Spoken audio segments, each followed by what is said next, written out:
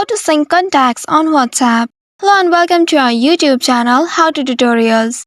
In today's video, I'm going to show you how you can sync contacts on WhatsApp. Syncing your contacts on WhatsApp helps you to ensure to easily communicate with everyone. For that, you need to make sure your WhatsApp application has permission to access your contacts. Here's how you can check it.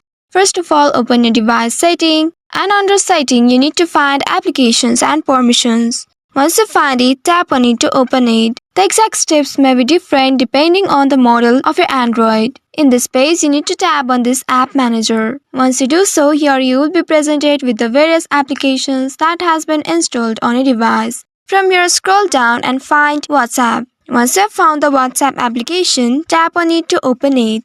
And tap on this permissions now. Here check if the contacts are allowed or not. If you see the contacts not allowed here, you need to tap on the contacts and tap on this allow button.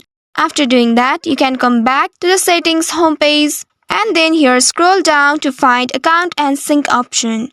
Once you find it, tap on it to open it. Here in this page, you need to find WhatsApp. Scroll down all the way and there you will find WhatsApp. Tap on this WhatsApp option and here at the very bottom on the right you will see Sync Now button. Tap on this Sync Now and now your WhatsApp contacts are synced.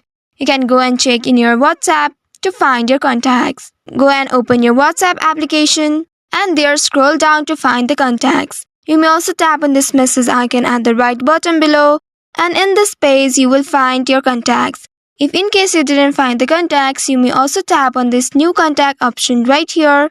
And then here you can add the first name and the last name of that person along with their phone number and then tap on the save button at the bottom.